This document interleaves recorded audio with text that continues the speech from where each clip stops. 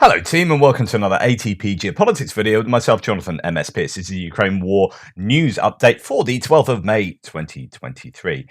It's quite late night last night. I had a 2-hour interview, delightful one, on my other channel. So excuse me if my brain is a bit foggy today.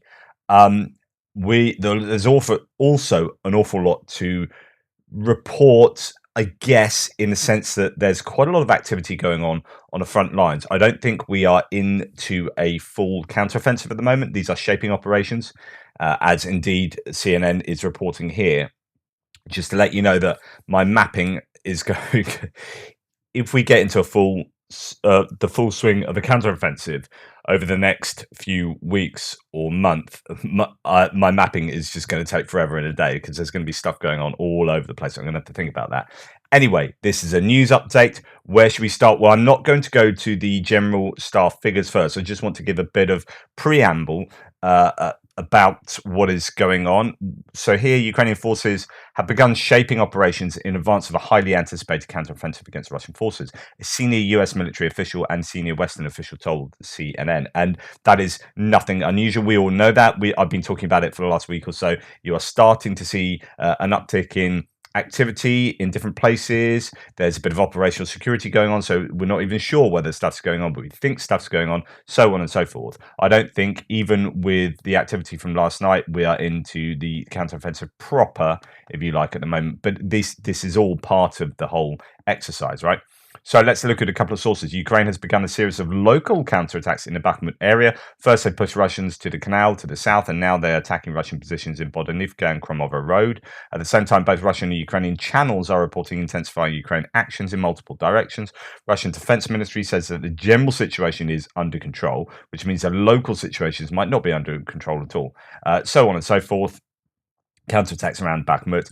I suspect that these are diversionary attacks with both political and military goals. If Russia sends reserves to Bakhmut, they might decisively weaken other sectors. If they don't, there's a possibility of significant political humiliation. Both options are good for Ukraine. That's a super important thing to say there. So this is about bringing reinforcements into Bakhmut and therefore weakening other areas. But if they don't do that, then they lose Bakhmut. So, damned if you do, damned if you don't.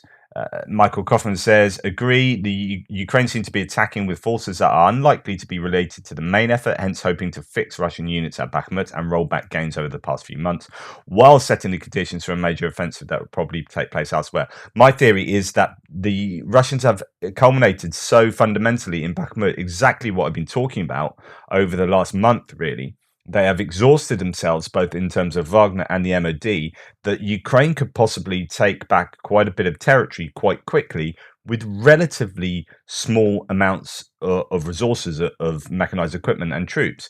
There is the strong possibility they could just, pile in enough people and resort material to take back that territory that they've lost.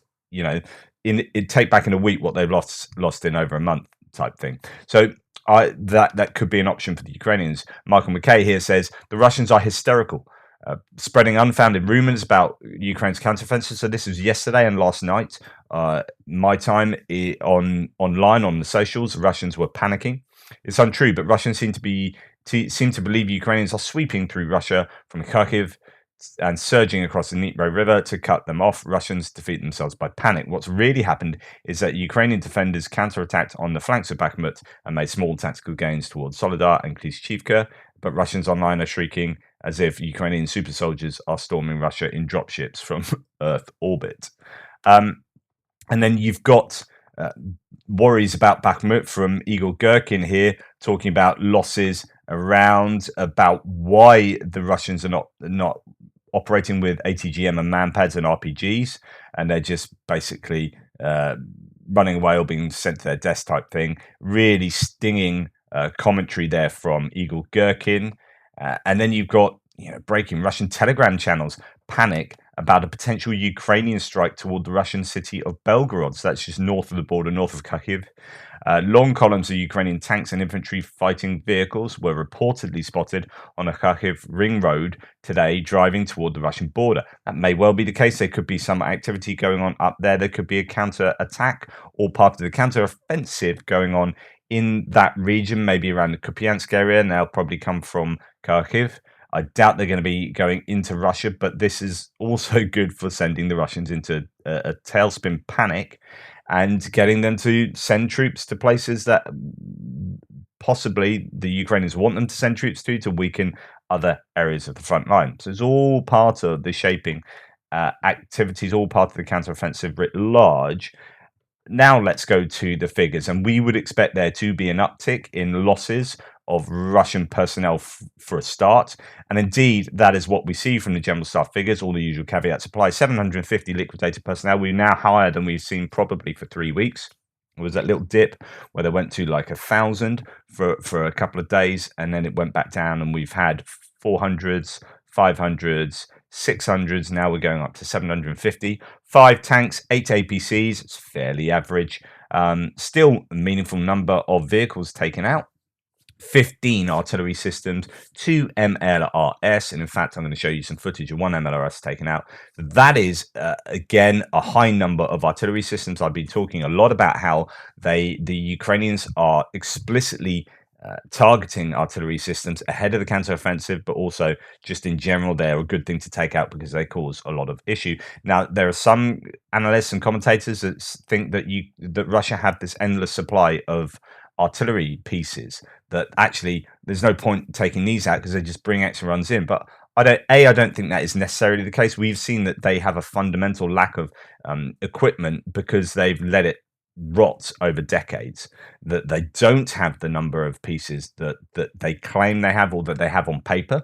So that's an issue. That they are losing artillery as well through maintenance issues, through wear and tear of the barrels, and they will be less able to replace those with sanctions, etc., etc. So that's going to be an issue that will lead to them having a lack of these pieces. And also, every time the Ukrainians hit artillery pieces, they are taking out often artillerymen, trained artillerymen who operate those pieces. And by taking the people out as well, you are taking out their capability and capacity to operate that capability. So I think there are many really, really strong reasons why the Ukrainians should continue to target explicitly artillery systems. Absolutely. Right, 2 anti-aircraft warfare systems. That is very useful. As you can see, less than 1 a day over the course of the war. So taking out 2 in 1 day is super useful. Of course, it depends, as I always say, what type of anti-aircraft warfare system that is. Is it an S-300? That's excellent. Is it an autocannon on back of a truck? Okay, less valuable. 9 drones, 12 vehicles and fuel tanks, and 2 pieces of special equipment. I've seen a video of another electronic warfare system taken out, so at least one of those is an electronic warfare system, I'm pretty sure. But that is a useful day for the Ukrainians. Again, this is cumulative. If every day is like this, then the Russians really are, I think, in a bit of trouble going forward. I just think they are so heavily degraded that you have a really significant chance of this counteroffensive working for the Ukrainians. Okay, let's go on. We're going to go to this piece of news from Forbes, which is Ukrainians have managed to systematically destroy Russian air defense assets, which the Russians have struggled to replace. Exactly what I've just been talking about. It's as if I've organised this in a sensible manner. This has the potential to play a large role in the forthcoming counteroffensive. So I have been saying exactly this. In fact, I'm just talking to you about that. But when you go to the Forbes piece, and it says the Ukrainians have been systematically targeting Russian air defense systems since the start of the war, the below figure compiles a number of destroyed or captured Russian air defense systems throughout the war based on open source imagery compiled by Oryx. There was a large number of Russian losses early in the war during a failed initial invasion attempt. Since the initial invasion, the destruction rate of air defense systems has remained fairly constant. The 130 destroyed systems would comprise a significant portion of the Russian air defense assets in Ukraine.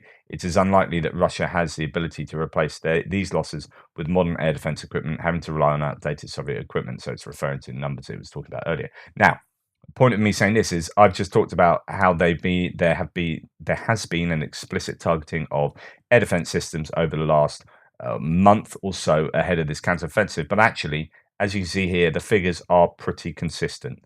There's a little sort of uptick there, but generally you got a consistent degradation of air defenses that doesn't look like they've been explicitly targeting. So hey, what do I know? But I don't know. Just from the way I've seen the figures, it does seem like that has been the case from what the general staff have been saying, as opposed to what Oryx has been saying. Now, Oryx, the figures from Oryx don't represent necessarily what has been taking place chronologically. So, for example, they brought out an update that the other day that included 10 S300s, but those S300s were from the beginning of the war. But they've only just updated them now, so that will figure here, right? But is actually referring to stuff lost here. So uh, the Oryx figures are super useful, but they don't necessarily give you a chronological, a very accurate chronological appraisal. So that's just a little bit of a caveat there. And of course, the Ukrainians are taking significant losses as well. And it talks about a significant indicator of the decline of Russian air defense systems is the inclusion of Hydra 17 missiles in a recent military aid package from the US. You're starting to see these get used. They are supposed to be air to surface missiles used from helicopters and airplanes, but actually they've been adapted and they appear to be being shot from the ground to other ground targets, but also to other air targets. I think they're quite variable, adaptable, malleable. Right, talking about an MLRS being, I've done it again. It's right. Can I just say, music. I've had so many comments about you just need to mute this tab. You just need to do this. I do know all this. I'm some kind of, I don't know, masochist that somehow enjoys just getting really angry at my tabs. It gets me through the day. Don't take that joy away from me. The joy in my own anger and ineptitude. I like that. This is an imperfect thing I do here. If it was perfect, I don't know, it wouldn't be as fun or something. Anyway, this is a grad getting taken out, I think. Yeah. And what I find interesting about this is yet again, it's an IED or a bunch of IEDs dropped from a drone. Drones are becoming so prevalent in this conflict. At the beginning of the conflict, that you might have expected this to have been done by artillery, and indeed, you can see artillery pockmarks here from shells, craters from the shells. But no, this is a drone dropping IEDs because drones are cheaper and easier to carry out these sorts of operations. So, yeah, that's another MLS to add to the list.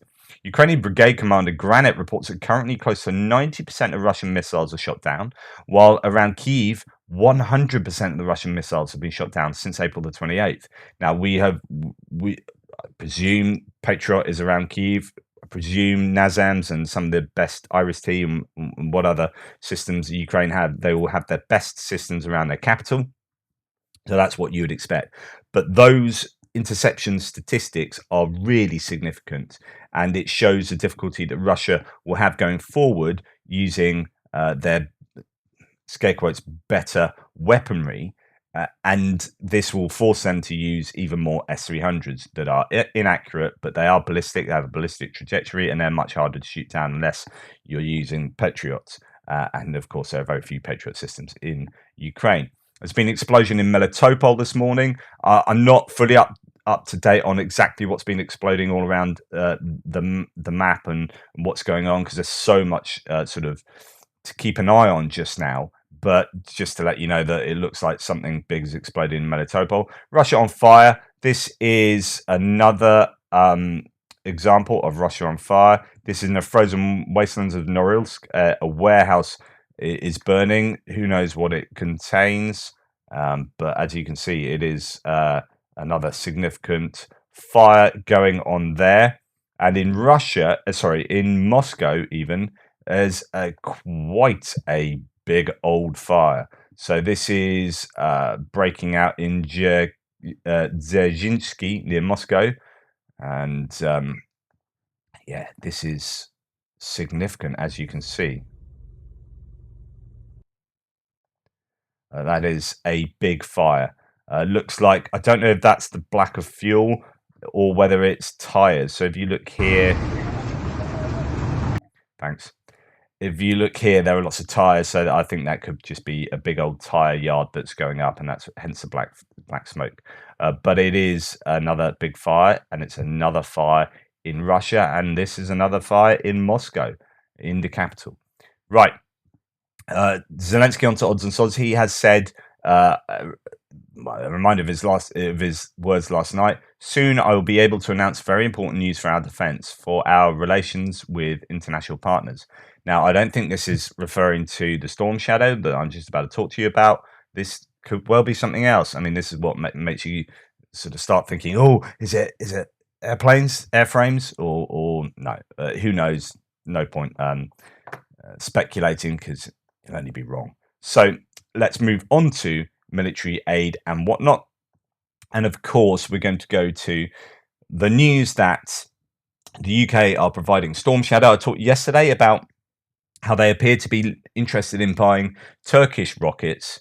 And I was saying, is that going to be instead of Storm Shadow? And then as soon as my video came out, they announced this. I was like, okay, thanks for that. So it's understood that an unspecified number of Storm Shadow missiles might have been already provided to Ukraine, as Ben Wallace was cited, saying that the missiles are now going into or are in the country itself. It's a very common method of saying that you're going to give stuff to Ukraine when it's already there. So another important detail here, Ben Wallace, the Defence Secretary, made clear that the international procurement programme the UK manages, that is currently seeking deep strike capabilities for Ukraine. So that I reported on this, that there's this kind of tender put out to anyone with the UK and a bunch of other countries say, look, we're going to buy a bunch of long-range missiles. Please tell us what you can do. Tell us what capabilities your missiles have, and we'll set it against our desirable characteristics and our essential characteristics, and we'll buy appropriately. That is still going ahead, even though they are providing the Storm Shadow. So it's a separate endeavour from the Storm Shadow donation. So that's really good news that both things are happening.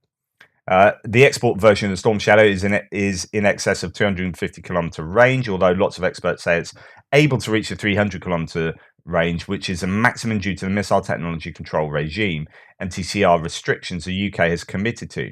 And of course, these restrictions are not officially binding, so there's nothing to say that Ukraine can't tinker with those potentially. The Storm Shadow can do this, which is pretty significant. So this is a building getting blown up, just in case you are not watching this for some reason. Bang. There you go. Bang. And again. That's a building getting fundamentally disassembled by a Storm Shadow. So you can see that these missiles might be pretty useful. They might be pretty useful for hitting a whole bunch of airfields. Storm Shadow, or Scalp, is an excellent missile, but the Russians won't shoot any of them down, says Thomas Steiner. Firstly, because the missiles will fly paths that avoid known Russian radars. Secondly, people who have planned Scalp missions say the radar cross-section is that of a raindrop.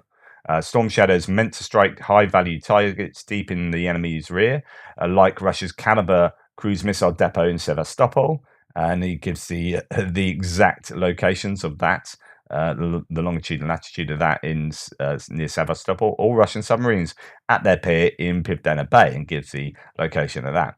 Or the command building at Belbek Air Base, or the ammo storage at Fardiska Air Base. There are at least 100 targets in Crimea that Storm Shadow should visit, and luckily the UK, France, and Italy have 1,000 plus of them.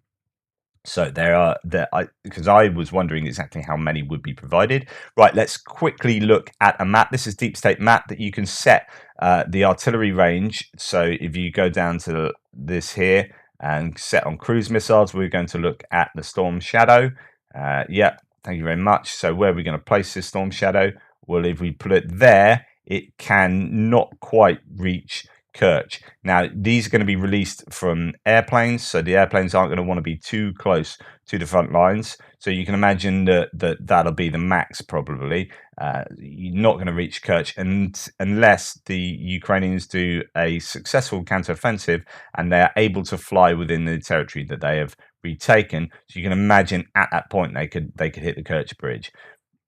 Otherwise, it's a case of hitting most places in in Crimea that are of like air bases. So Jankoy can be hit near Simferopol. There are quite a number of targets, so on and so forth. You won't be able to hit Sevastopol without making advances into Russian-controlled territory at the moment. But you can see that pretty much the rest of occupied territory in Ukraine is able to be targeted. So yeah, really useful, fantastic. Okay, moving on. The US has accused South Africa of supplying arms to Russia in a covert naval operation. Now, this was, I reported back in December, I think it was, the Russian Navy was doing a bit of a joint training exercise with the South African Navy as part of the BRICS, Brazil, Russia, India, China, South Africa group of countries that work together, trying to provide an alternative hegemony, supreme sort of power structure to the US hegemony. So anyway, there was at least one, I think it was only one Russian naval vessel, and it's all really controversial because there were loads of clandestine cargo bits and pieces that they had caught that were taken to the port, and etc., etc., etc. Anyway, everyone was like, "Oh, it looks like they're giving them weapons." Turns out that yeah, they were giving them weapons. So the South Africans are in possibly a little bit of hot water at the moment, or at least the US has accused them of giving weapons to Russia. This one was supposed to be in the Storm Shadow bit, but you know about Storm Shadow now. Trent Telenko says this handover marks a strategic shift in the Russian-Ukrainian balance of power that will exceed what GMLRS did, so HIMARS did in late summer 2022. I don't know. I don't know if these will be as effective, have a greater effect than HIMARS did.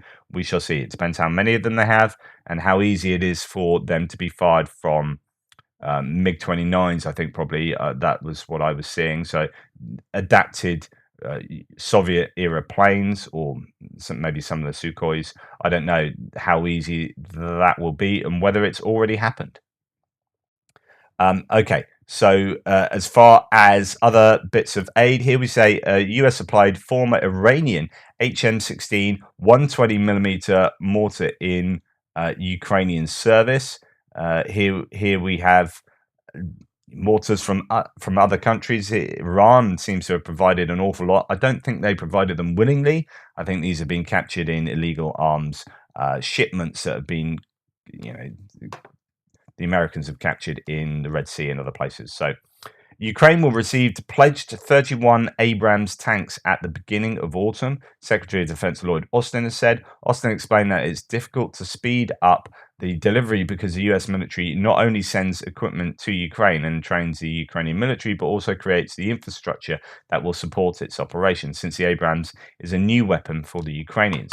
That said, apparently they have started arriving in Germany. Abrams tanks for training Ukrainian troops arrive in Germany. The US Abrams tanks needed to train Ukrainian forces have arrived in Germany and are en route to the Grafenwoehr army base, where training will begin in the next few weeks. So it might not be that the case that the tanks will, the tanks and crew could be ready before August, but it's getting everything else in place as well, and that logistics and maintenance trail. Right, here we have roughly 100 first-person view loitering munitions delivered by the Eskadron group to the Ukrainian army. This, again, is one of these asymmetries that I think is really incredibly important for Ukraine. They are being provided an absolute bucket load of drones. When you've got United 24 having raised, I don't know, $350 million just for drones, and they can put that towards training drone operators as well, then you've got a capability. No, you've got a capacity. So the Russians have this capability as well. They have the ability to do this. They just I don't think they're going to have the number of drones that the Ukrainians have, and I think the Ukrainians have an advantage with first-person view drones as well. They're using these. I reported the other day that Russian Voice was saying that there's a 3 to 6 month advantage that the Ukrainians have with this technology. Now, the Ukrainians will be wanting to really take advantage of that time frame, of that moment of enjoying uh, technological asymmetry. Right, I reported yesterday this piece of kit that was an old NTLB with a naval turret on top, and I was talking about how they're getting out BTR 50s from the 1950s. It just shows how desperate Russia are. Uh, but it turns out that turret, according to Oryx, is from the 1940s. It's a naval turret from the 1940s. Now, as I said yesterday, it can still do damage. You shouldn't laugh at that. That will still kill someone. But it's a reflection of where Russia are at if they are having to do that, as opposed to getting state of the art modern materiel, being able to build their own modern material, being able to import modern material from elsewhere. They just don't seem to be able to do that. Right. Moving on to the final couple of pieces. This is geopolitics. The EU has called on Georgia not to let Russian planes into its territory. This was said by Peter Stano, the representative of the European Commission on foreign policy issues, during the briefing. So Georgia is a little bit in the middle at the moment. You had Wagner troops yesterday, Wagner video footage of a mercenary taking an EU flag and a Georgian flag and urinating on them, which shows where Georgia are really. They're treading this fine line between, being, of course, you had the Georgian conflict with the Russians. There's a lot of history there, but there it is also a country that is very close to Russia geographically, and you could see that there would be lines of trade that could go through there. The EU want to keep a tight, um, really close look at. Okay, Russian tycoon suing the UK government for the return of £38 million super yacht. This yacht looks insane, and in fact, reading about it is basically the guy had crazy ideas. I want this in there, I want that in there. Just a massive, expensive super yacht that was moored for an international super yacht competition, basically, or the awards.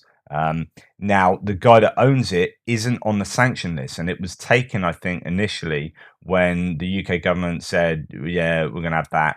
Thank you very much." Was it Grant Shapps? Sorry, saying, "Yeah, turned an icon of Russians' power and wealth into a clear and stark warning to Vladimir Putin and his cronies.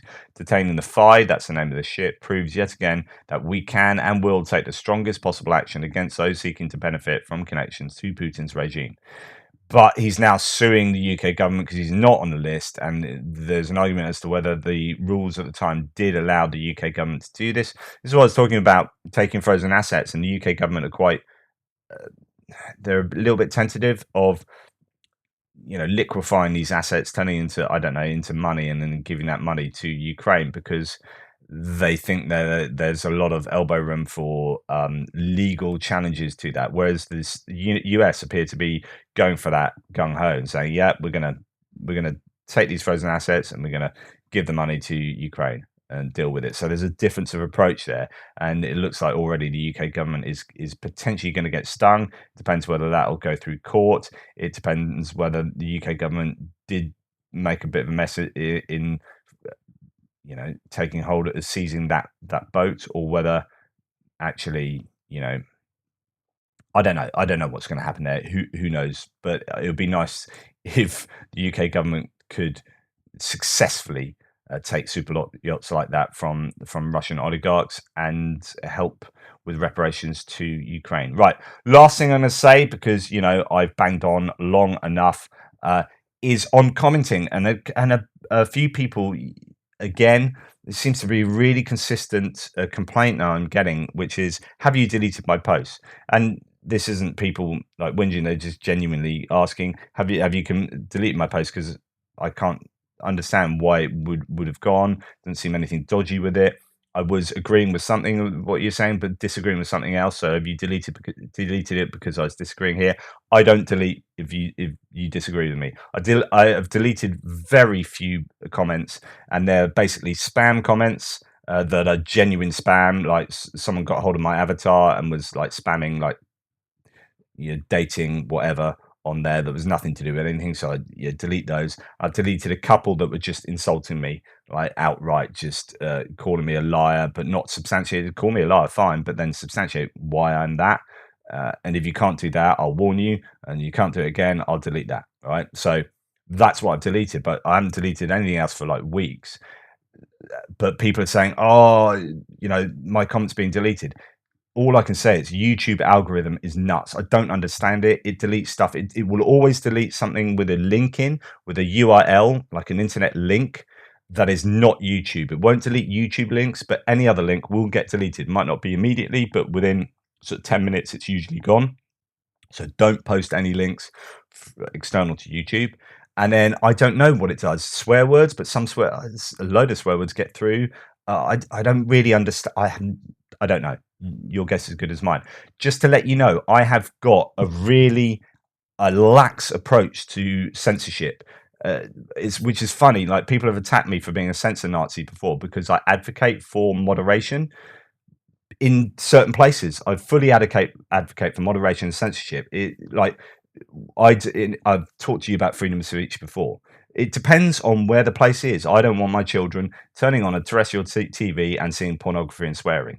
Like if I had 5-year-old kids, I wouldn't want them to be able to do that. So therefore, I'm advocating that during daytime television, national TV channels, there should be moderation. It's pretty sensible. Don't shout fire in a cinema. Don't shout bomb on a plane.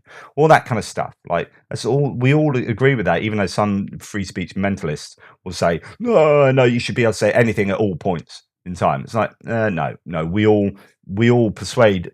We all moderate. It's like, don't we do that to our children? Don't say that. Don't do that. You shouldn't say that here. Please don't swear. You're 12 years old or whatever.